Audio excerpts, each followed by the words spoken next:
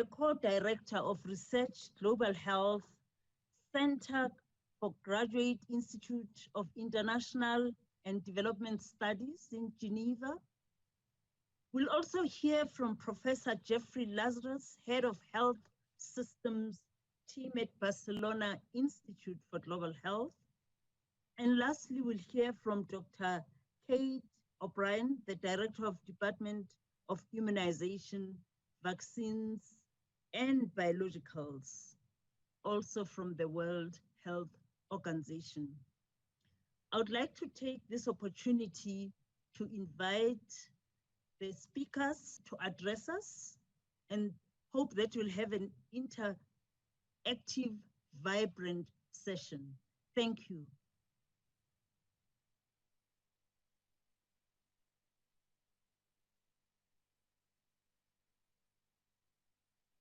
I want to first take this opportunity to thank the organizers for inviting me to participate with a lecture in this 51st Union World Conference on Lung Health. It's a great pleasure to be with you. As you can see from this first slide, I've chosen as my title the public health and scientific challenges associated with the historic COVID-19 pandemic that we are currently experiencing. This slide is a cover of the Journal of the American Medical Association, in which my colleagues and I, in January of this year, wrote a viewpoint. You could see that the title of the paper is Coronavirus Infections More Than Just the Common Cold.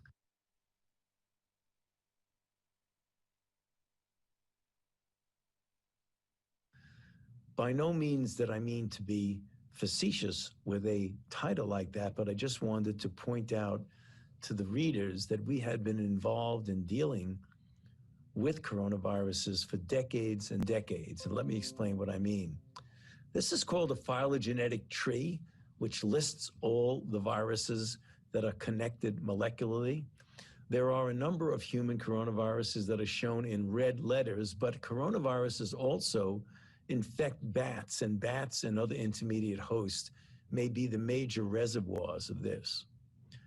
Now, as you can see in the 4 coronaviruses that are shaded in yellow, those are the 4 coronaviruses which, for an indefinite period of time, as far as we can gather, have been responsible for about 15 to 30% of all the common colds that you and I experience repetitively virtually every winter. They are relatively benign with few exceptions.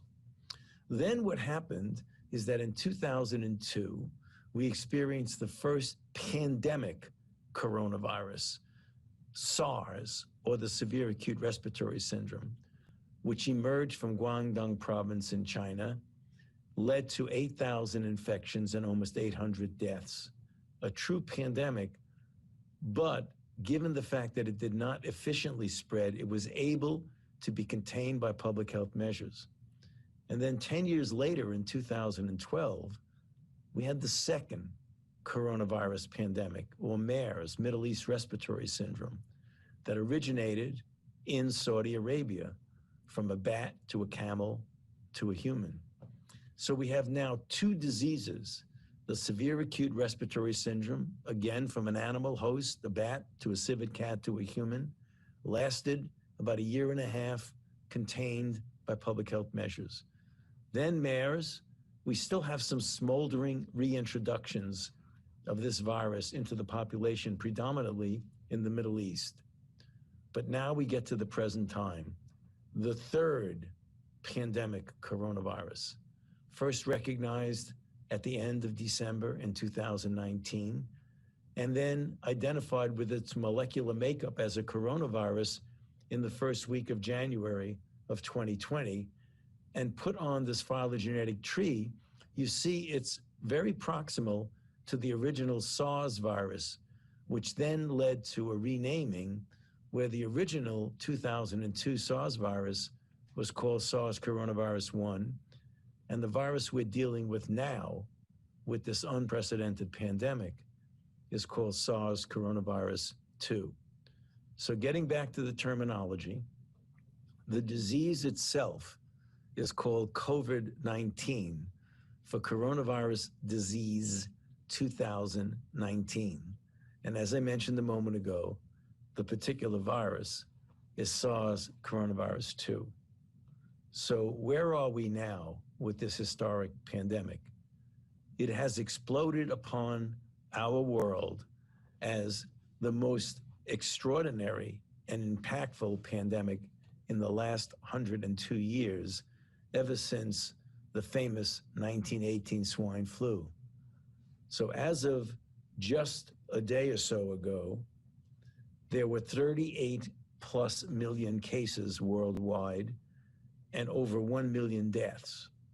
Unfortunately for us here in the United States, we have been the hardest hit country in the world, with about 215,000 deaths and close to 8 million infections throughout the country, with this heat map here showing with the darker colors the most involved sections and regions of the country. Now, we had somewhat of a different experience with Europe, which is now converging to be somewhat similar. Let me explain what I mean. If you look at the blue line, the European Union peaked a bit before we did, but when they came down to a baseline, their baseline was well below 10,000. Most recently, as shown on the right-hand part of the slide, as they get their colder weather also in the Northern Hemisphere, they are resurging with cases now of over 65,000 per day. The United States in red peaked predominantly early on, driven by the enormous number of cases and hospitalizations and deaths in the New York City metropolitan area. But when they recovered, other parts of the country kicked in, and our baseline, as shown in the red line, never got down to a low level. When we tried to reopen the country and reopen the economy, particularly in some of the southern states of Florida, Georgia, Texas, Arizona, and Southern California, we had a resurgence of cases up to about 70,000, which then came down. And now, unfortunately, we've plateaued again to about 40 to 50,000 cases a day. And as we're getting into the cooler weather, we're getting more and more cases. So this looks like we're going to have a very difficult fall and winter. But why did we not get down to the baseline that the European Union did? And it relates to the degree of closing that we did, the degree of shutting down of the country. You can determine that by GPSs on phones and measuring the mobility of people over time. As shown here, if you look at the United States in the dark line, we did not shut down vis-a-vis visiting to parks and outdoor spaces as much as Italy and Spain did, which serves as a representation of the European Union as a whole. If you look at workplaces, again, we did not shut down as much as the European Union. And when you got to things like visits to grocery and pharmacy stores, yet again, the lighter lines of Italy and Spain shut down much more completely than we did. Very likely one of a number of factors that led to this discrepancy. Let's quickly talk a little bit about transmission. This is a respiratory-borne virus, and exposure to respiratory droplets, as well as even aerosol, which are droplets that are small enough to hang around in the air for more than just a couple of seconds, and in fact, can infect people particularly in a closed room as air recirculates. The virus less commonly can be transmitted through contact with contaminated surfaces, and it's found in a number of body fluids, as shown on the slide: stool, blood, semen, ocular secretions. But the role in transmission is relatively unknown and likely not a major component of transmission. Animals, both pets and zoo animals, have been shown to be infected rarely. We do not think that this plays a major role in human infection. The risk of transmission varies with the type and duration of exposure, as well as the viral load of the person who's transmitting. Transmissions are seen in household contacts or in places where people congregate together and they don't have masks, referring specifically to cruise ships, nursing homes, and prisons. The factors that increase the risk of transmission include crowded spaces with poor ventilation, and even when people do simple things like speak or breathe heavily or even sing, so you don't need to be coughing or sneezing to transmit the infection.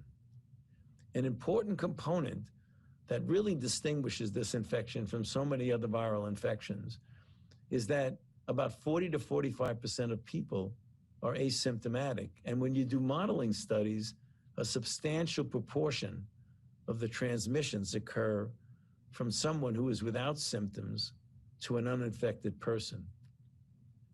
There are some fundamental ways to prevent the acquisition and transmission of SARS coronavirus 2. I have repeated this so many times publicly, but I think it worth repeating now. The universal wearing of masks or cloth face coverings, maintaining physical distance at least 6 feet, avoiding crowds in congregate settings, particularly indoors. Remember that outdoor functions are always safer than indoor functions, and frequent washing of hands is important. Let's take a look at the clinical manifestations. If you look at this slide, you see that very much resembles what we refer to as a flu-like syndrome early on. One difference is the peculiar finding in a certain percentage of individuals of a loss of smell or taste that precedes the onset of respiratory symptoms. Despite the fact that so many people, 40 to 45% without symptoms, when symptoms occur, interestingly, many of them, up to 80%, are mild to moderate enough that they don't require special medical intervention such as hospitalization. Whereas anywhere from 15 to 20% have either severe or critical manifestations, leading to a variability in case fatality from a few percent to as high as 20 to 25% for people who require mechanical ventilation. Some of these manifestations of severe disease, the most prominent is the acute respiratory distress syndrome. But as we learn more and more about this disease and its manifestations, we see that other organ systems, particularly the heart, with cardiac dysfunction, either as cardiomyopathy or as arrhythmias, sometimes leading to sudden death.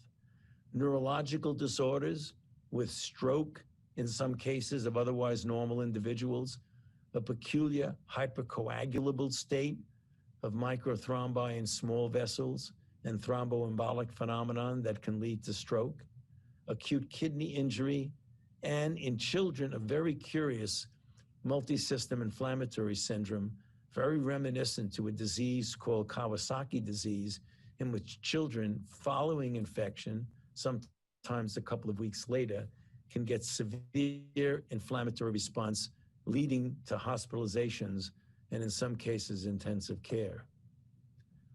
The people who are at increased risk for severe COVID-19 illness are older individuals. And if you look at a parameter such as the rate of hospitalizations per 100,000 population, the difference between young individuals on the left-hand part of the slide and elderly on the right-hand part of the slide is rather profound.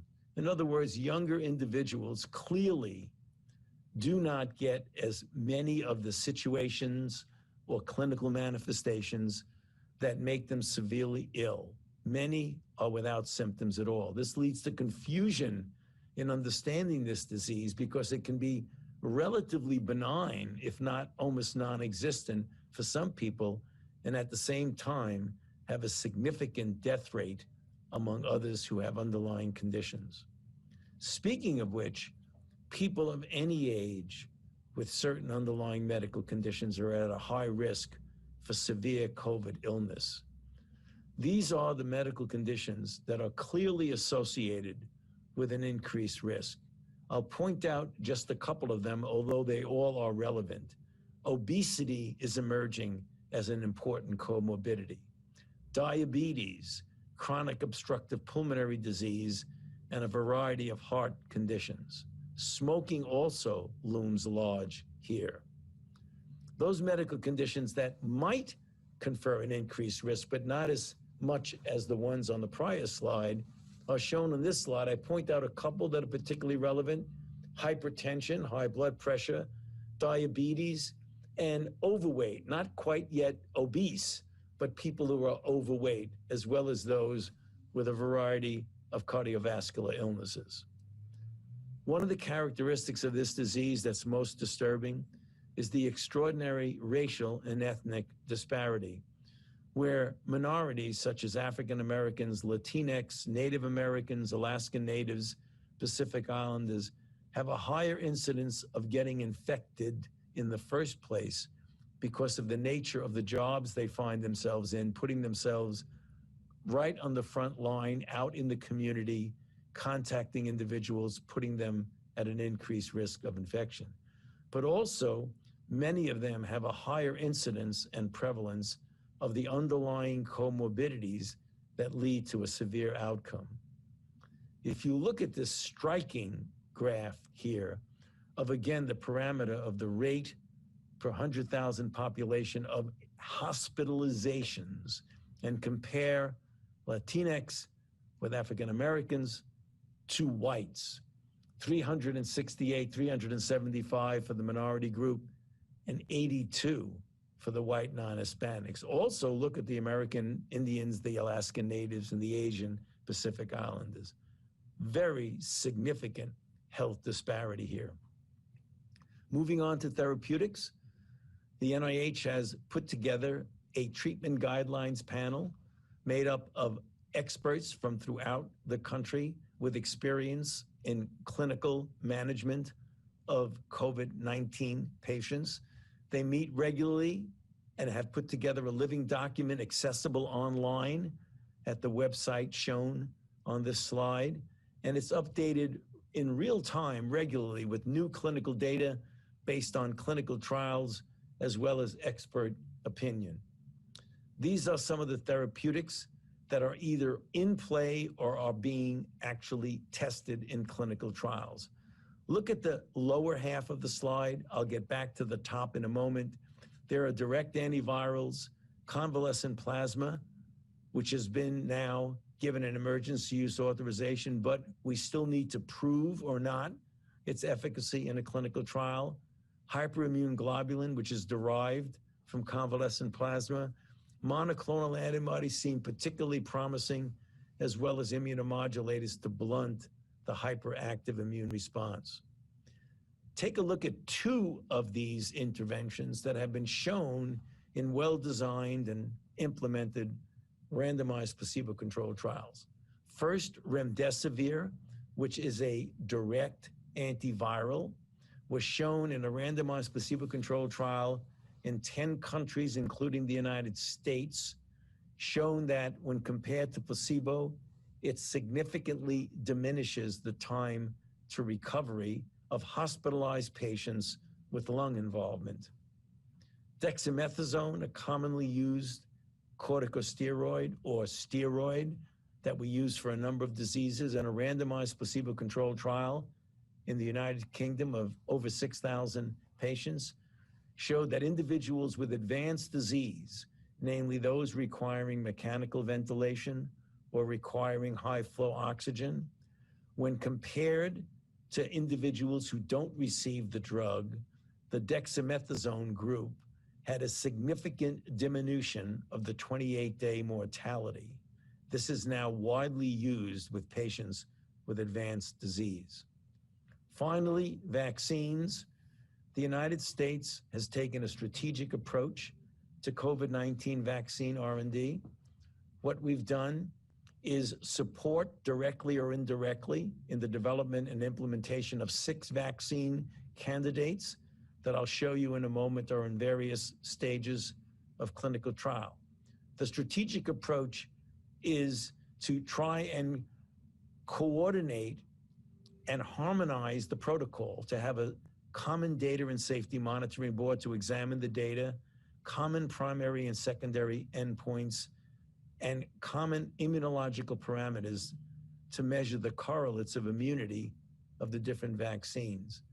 The United States government has invested billions of dollars in this process. These are examples of some of the vaccine platforms and the companies that are involved and where they are in the various phases of trials. There are 3 separate platforms: the nucleic acid, which is utilization of new technologies such as mRNA. There are viral vectors such as adenovirus and VSV, and the standard typical protein subunits. 5 of these 6 that we're supporting are already in phase 3 trial. 2 have actually gone into phase 3 trial on July 27th, and the numbers of people in this trial range from 30,000 to 60,000. And the way things are going now with the trials, we project that by November and December, we will know whether we have safe and effective vaccines, and I think there'll be more than one. One can never guarantee a safe and effective vaccine, but we are cautiously optimistic that we will have one based on preliminary encouraging data in animal models as well as in the phase 1 study. We project that by November and December, we'll have the answer, and then by the end of the year and the beginning of 2021, we'll be able to distribute doses of vaccines that have been pre-ordered and made prior to even knowing they would work. So a major financial risk was done, but it would save time without compromising safety or compromising scientific integrity. So we would hope that as we get into 2021, we'll be able to begin to distribute vaccines in a priority first to those who are in most need of it, such as healthcare workers and those with underlying conditions. Let me close by showing this last slide, which is the link to the Coronavirus Prevention Network, which would give information about all of the trials that are going on. And if anyone is interested in participating in any of these trials, you can register your interest without any obligation in getting more information about how you might join. So once again, thank you for giving me the opportunity to make this presentation. It's much appreciated. Good morning, good afternoon, good evening, everyone. My name is Vasi Morthy. I'm a senior advisor in the Science Division at the World Health Organization. The Science Division being a new part of the organization created by Dr. Tedros 2 years ago to further strengthen placing science and evidence at the heart of everything we do. It's really a privilege to be able to give this talk to the World Conference of the International Union Against Tuberculosis and Lung Disease. I've been asked to talk to you about the COVID-19 vaccine portfolio and some important characteristics for WHO that we would like the global community to bear in mind. This first slide shows the 5 main vaccine platforms. I've divided these into DNA, mRNA, protein subunit, viral vectors, and inactivated vaccines. And what we'll see, if we look at the right-hand side of this slide, is in the donut, is that there are 42, remarkably, already there are 42 different candidate vaccines that are under evaluation for COVID-19. So there has been this amazing global mobilization of the vaccine R&D community, of manufacturers, funders, in order to make this happen. And WHO congratulates the community for getting to this stage. A couple of important points here are that, in a way, there is a slight overrepresentation of the more novel types of platforms. So DNA, mRNA, and viral vectors. There are not so many of these that have examples which are licensed and available and are being used, but they're very promising for R&D, and we very much hope that they will come through. Whereas protein subunits and inactivated viral vaccines, there are many examples of these. So I think something that's important to bear in mind is what we see at the moment in the clinic is partly a reflection of how long it takes to get from the beginning of development to starting clinical trials, not necessarily the same as which ones are going to make it all the way through the pipeline, although we're very hopeful. So Now with the next slide, we move on to the numbers of phase 3 vaccine trials that are underway at the moment. Half of these are viral vectors, which have moved very quickly into phase 3. 5 of them are inactivated viral vaccines. There is one mRNA and one protein, the mRNA being Moderna and the protein being Novavax. Now here, there is a focus on USA and Brazil, you'll see predominantly, but still good representation globally. And we expect this situation to change rapidly as more and more phase 3 trials come on board.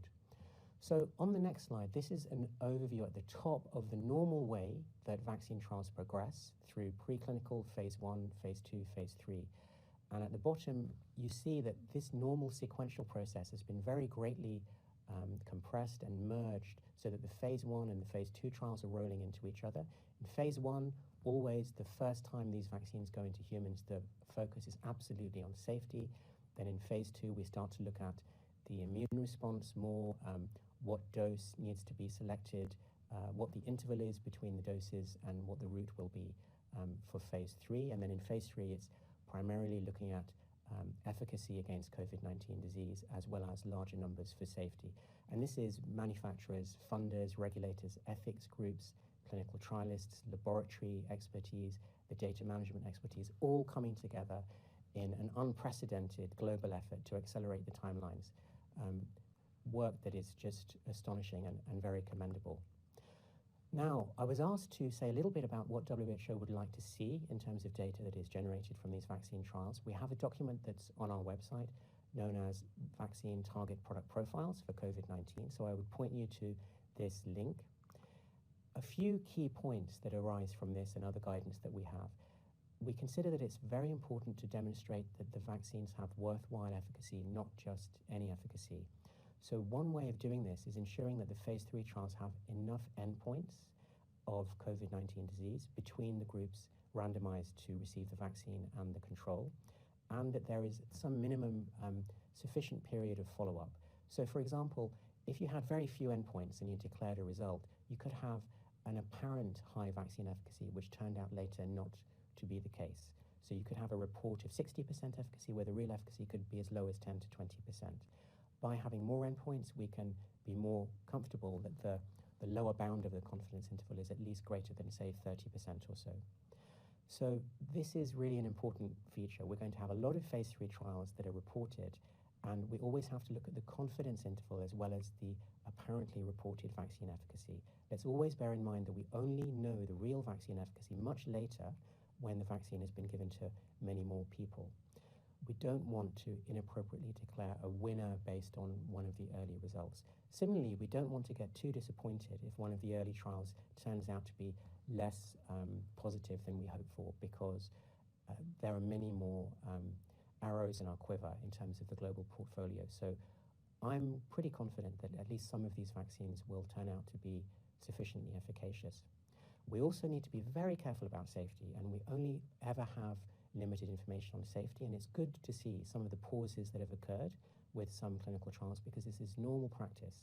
If something unexpected happens that may or may not be related to vaccines, we pause and we reassess and we see the situation. And it's also very important that we're able to evaluate the other vaccines that come through later, because as I said, there's no reason to believe that the first vaccines that are tested are going to be the best ones and will necessarily be the ones that will be used at very large scale. So we need to find a way to test the other ones coming through, and many others will come through. We also need to be able to have information on the duration of protection, which is why, in general, it is better to continue with follow-up so that we have at least, say, 12 months of follow-up from these trials.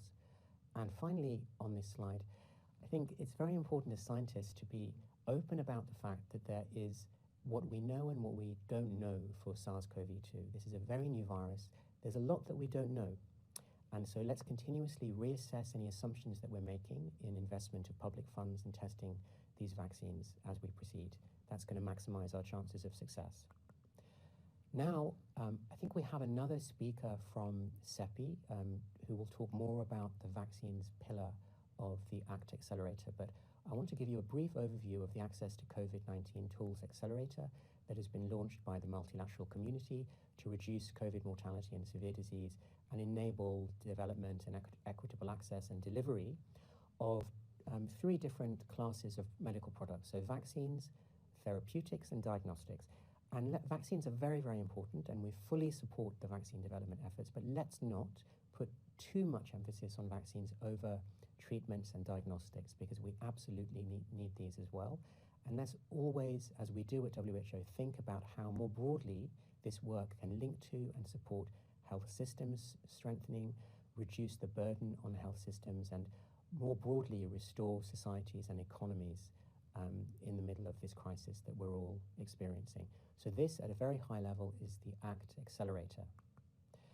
The vaccines pillar of the ACT Accelerator, also known as COVAX, I have laid out 4 very broad elements here, and our speaker from CEPI will again go into more details, but broadly, CEPI is in the lead for supporting vaccine R&D and manufacturing scale-up at risk, and this is a very positive development at the moment, that you cannot wait until you find out whether the vaccines work in phase 3 trials before investing in the manufacturing scale-up. Otherwise, we will have very long delays before access. So that is happening thanks to the generosity of the international community. We are providing guidance at WHO on the desired profiles of vaccines, guidance for data generation for the community, as well as our core role in normative policy development, providing recommendations. We have a group called SAGE, the Strategic Advisory Group of Experts on Immunization, which will be critical in reviewing the evidence from these vaccines once the phase 3 trials have occurred, to make recommendations that everyone can trust as we move into delivery of vaccines. And then pooling resources to enable equitable access is on my next slide. The COVAX facility, and I'm ending here, is a critical part of this effort, led by Gavi. There are 2 main aspects to this. There are 78, as of the date I'm giving this talk, higher income countries that have joined the facility that will be self-financing, pooling resources. And then there are also 92 lower and low middle income countries that will have access to support for provision of vaccines, so that we don't end up in a situation where it's many people in just a few countries that receive vaccines once we know which ones are high quality, safe and efficacious, but we can have a rational, equitable distribution of vaccines for those in need around the world. And I'm very pleased to say that already we have a substantial contribution from many donor countries into this Gavi Advanced Market Commitment, but we need much more, and that's going to be a critical element over the next few months. So I'm going to wrap up here. I think there's another speaker after me, and I look forward to taking some time in the panel discussion that I believe is going to be scheduled after the speakers. Again, thank you for this invitation to the World Health Organization. Good morning, good afternoon, good evening. It's a great pleasure and honor to be here with all of you. We'll be speaking today about the really critical question of access to COVID-19 vaccines. I think, as many of you are already very well aware, vaccines really don't have any impact unless, of course, they reach people. And I think this is really the key theme that I'd like to focus on. Before I dive in, I just wanted to declare that I have no conflict of interest to disclose. I also would like to thank my research assistant, Anna Bazruki, who provided very valuable assistance for preparing this talk today. So let me dive right into the introduction. Access to vaccines is, of course, critical for not only individual health, but also population health, and also restoring economic activity and the normal functioning of societies. This is why, of course, there's been so much attention put on who will get access to a COVID-19 vaccine. I think it's important to take a step back and think about, prior to this pandemic, how prepared were we at the global level to, in fact, ensure that all countries would be able to access countermeasures, as we call them, in the event of a pandemic? And the answer is pretty clear, not very. So there were no and are no clear international obligations or arrangements to ensure access to vaccines, diagnostics, and drugs, with 2 important exceptions. The first is pandemic influenza, so one pathogen, one very important pathogen, for which we have a framework that would ensure 10% of vaccines that are manufactured will be dedicated to WHO, which would then allocate them to other countries. This has not actually been tested in an influenza pandemic, however. The second exception is the 2017 creation of the Coalition for Epidemic Preparedness Innovations, known as CEPI. It's a global R&D fund supported primarily with public money and also philanthropic money. And the purpose is to invest in the research and development of vaccines for pandemic potential. The creation of CEPI was very important in jumpstarting all the way back in January of this year, research and development towards a COVID vaccine. Fast forward to May of this year, where we had a number of very important political statements made by world leaders calling for a COVID-19 vaccine to be made available as a global public good. And essentially what that means is that it would be openly and freely available to all people around the world. I think it's fair now to take a step back and ask, 5 months later, how are we doing? So you can see here on the screen some data that we've collected and analyzed regarding who in fact has already secured access to vaccines. And what you can see on the left side of the screen is a number of countries that have managed to get access to vaccines from a number of different companies. Those are listed in the legend on the right-hand side. And some countries have done better than others. You could say the line that governments are trying to cross here is that line 2. And that's because we need, for most of the candidate vaccines, 2 doses per person. So this is the number of doses per capita that's already been secured. You can also see on the right-hand side of the table that a number of middle-income countries, especially those that have the capacity to manufacture vaccines, have also managed to secure supply and technology transfer agreements, many of them with just 1 or 2 candidates. And then at the very end of the lineup, you see COVAX, which I'll come to in just a minute. This is the multilateral initiative. And so far, unfortunately, only a very small proportion of global supply allocated or committed to COVAX. What I'd like to do now is show you the same data, but this time we look at it across companies rather than across countries. And again, on the left-hand side, we've listed first the companies that have products that are at the furthest stages of development, phase 3. And you see move across the screen, moving up to phase 2, 3, phase 2, 1, etc. So the ones on the left are the ones that we expect to cross the finish line earlier. And a couple quick observations that I think are quite striking. One is, of course, the AstraZeneca-Oxford candidate vaccine has by far made the most commitments to supply and to technology transfer across a pretty broad range of countries. For all of the other candidates, we have a much lower volume that has been committed, and usually just to a handful of countries. I should mention that, of course, at this point in mid-October, we still don't know which vaccine is likely to be the safest, the most effective, the most affordable, or to even cross the finish line at all. So there's a lot of uncertainty as to which of these candidates will actually will reach people, will reach the market. I should also say that these are estimates that we've calculated based on publicly available data. I imagine we've not captured everything, but we think that the overall conclusions are still accurate and that they still hold. Finally, one last comment on this slide, which is that you can see a number of the companies that have a star next to the name. Those are companies that have received money from CEPI. And because CEPI has a mission and a mandate to ensure equitable global access to the vaccines that they fund, these are the companies that we would expect to allocate supply and to sell that supply at an affordable price to different countries around the world or through the multilateral system. At this date, it remains to be seen whether or not that in fact is what will happen. This is the same data. Again, you can see on the left-hand side the companies, and on the right-hand side the flow of vaccines going from companies to a number of different countries. And we can draw the same conclusions. A handful of countries really getting most of the supply, with a few other countries manufacturing down at the bottom of the right-hand side. So what are some key points or observations that we can make based on the data so far? I think first, plenty of evidence of vaccine nationalism. Certainly many countries trying to get as much vaccine as possible for themselves first. But also there has been important evidence of vaccine multilateralism. CEPI, Gavi, and the World Health Organization are jointly leading an initiative called the COVAX Initiative. And COVAX has a couple of key features. As of this date, it has firm commitments from 171 countries to participate. They represent over 90% of the world's population. And the idea basically is that COVAX allows them to pool risk, because again, we don't know which vaccine will be successful, to divide up the piece of the pie that they get access to in an equitable and ethical way. and it offers a channel to subsidize lower income countries who might not be able to cover the full cost of the vaccine. A key question is, of course, how big is a slice of the pie that countries participating in COVAX will be dividing?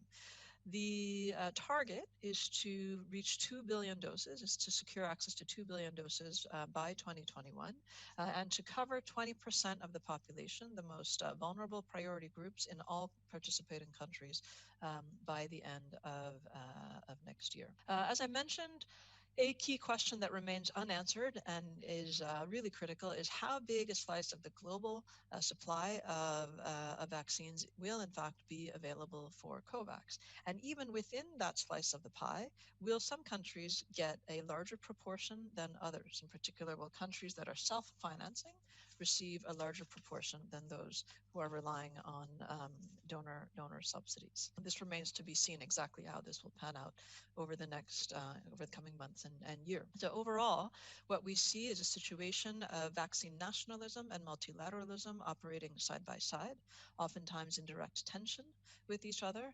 Also, at least in my opinion, offering a reason for hope, but also operating in an extremely complex environment, extremely complex supply relationships, where it remains still very uncertain which vaccines will be successful, who will get access to them, at what price. Let me offer, I think, a light array of potential sunshine here, which is that it's possible that we will, in fact, have a much larger supply of vaccine than was initially estimated. So if we begin by looking up in the right-hand corner at the AstraZeneca-Oxford candidate, again, this is the candidate where we've seen the most supply deals struck already. You can see this green slice, this small green slice that indicates 300 million doses out of a total of 3 billion. So this is a very, very small proportion of the overall pie that is now dedicated to COVAX. A number of wealthier and developing countries make up the remainder of that pie. So a key question is, when we start looking at the vaccine candidates at the bottom of the slide, all of the blue pieces of the pie are basically not yet allocated. And so a key question is, how much of that blue unallocated pie is going to end up going to COVAX, and how much of it will end up going to countries with the greatest ability to pay or the greatest degree of political influence? And this is really one of the key questions we'll have to watch quite closely. Again, we don't know which of these candidates will ultimately be successful. Up to this point, I've been largely focusing on the big Western firms, on the Western vaccine candidates, but it's important also to highlight that 4 out of 10 of the 10 vaccine candidates that are currently in the latest stages of development are in fact being developed by Chinese firms or organizations. And we have had a harder time finding data on which countries will be getting access to any of the Chinese developed vaccines. But we can get an idea of that if we look at where those clinical trials taking place. And what you can see on the right-hand side of this slide is, of course, a relatively long list of countries that have already struck agreements to collaborate on R&D, and most likely will also have agreements for access to vaccines and potentially for technology transfer.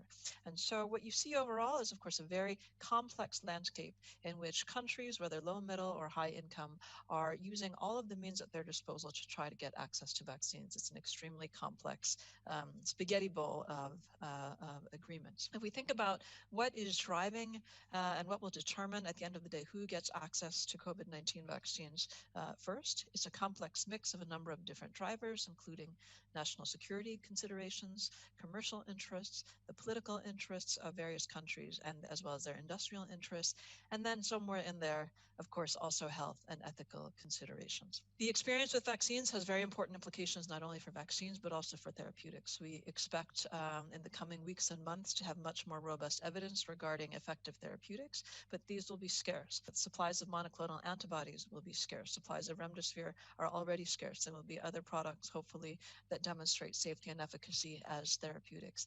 And so one of the key questions is, what can we learn from the vaccine experience so far that will help us to ensure equitable access to therapeutics as well as to vaccines? And I think there are 2. The first is that if we want equitable access, we have to agree on ways to divide up the global pie in a manner that is transparent and that's based on ethical and public health principles.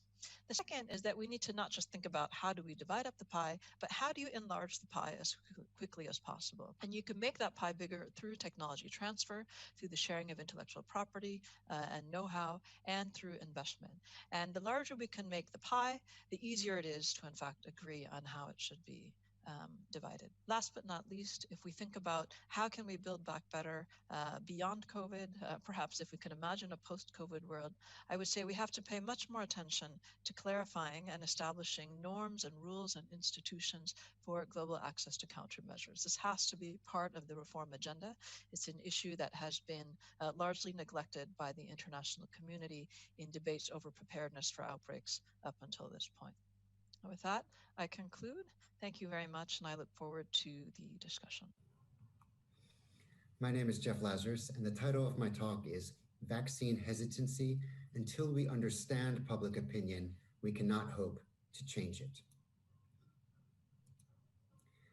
The public is a vital information source for decision makers in pandemics to inform response efforts and understand challenges to disease control. Health communication from government must be flexible to adapt to pandemic stages, but is often challenged by an infodemic and politicization. Communication should be two-way, both informing the public and promoting mutual understanding and acceptance. Trust in government and health officials can improve public cooperation with pandemic measures. Now, with this in mind, we developed COVID Score, a validated tool measuring perception of key government pandemic responsibilities based on the World Health Organization's Health Systems Framework. Key government responsibilities include clear and accurate communication with the public, access to COVID-19 testing and treatment, continuity of health services, including mental health, social protection, and assistance meeting daily needs. 13,000 people were surveyed in 19 countries in June 2020. Scores ranged from as low as 35 out of 100 in Ecuador to 80 in China.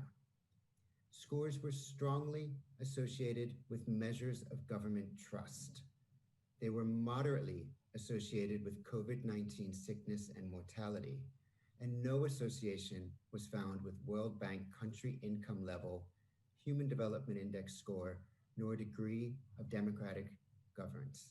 It's important to understand each score in its own country's context and not merely compare one country to another. Globally, higher scores were observed for the perception that the government was cooperating with WHO and other countries and produced accurate reports and statistics. Lower scores were observed for items assessing mental health service provision, protections for vulnerable groups, and assistance meeting daily needs. Items which performed near the average assessed continuity of routine health services, free access to COVID-19 testing, and government communication about the pandemic. And remember, all of these scores are those as reported by the general population in the 19 countries where the survey was undertaken. Along with the 10 questions we asked as a part of COVID Score, we also asked one question about vaccine uptake. If a COVID-19 vaccine is proven safe and effective and is available, I will take it. And here you see scores range from as high as 88.6 in China to as low as 54.8 in Russia. In most of the 19 countries, willingness to accept a COVID-19 vaccine is insufficient for possible community immunity, with 16 of the countries having under 80% of the population willing to take the vaccine. Public health interventions should be designed around trust-building concepts. These include transparent, evidence-informed policy and clear, accurate communication. Older age groups were more likely to accept a vaccine, according to our survey results. Those earning above $32 a day are more likely than those in poverty to accept a vaccine. higher levels of education were more likely to accept the vaccine, while those reporting sickness with COVID-19 were no more likely. And those who reported trust in government were more likely to accept a vaccine. In conclusion, we found strong evidence of potential COVID-19 vaccine hesitancy in a 19-country survey we carried out at the end of June 2020. This hesitancy is associated with a lack of trust in government. Where trust was higher, vaccine confidence at a country level tended to be higher. Increased effective communication from government and the health sector can help the public understand the importance of vaccination. There's a need not just for increased public trust in vaccines, but for increased public health community understanding of the dimensions of COVID-19 vaccine hesitancy. Without this, we cannot develop the messages and tools needed to effectively control the COVID-19 pandemic and protect the population. Thank you. I'd also like to thank the colleagues involved in this study, as well as members of my team at IS Global and the Convince Coalition for the opportunity to present preliminary results at their Wilton Park meeting earlier this year.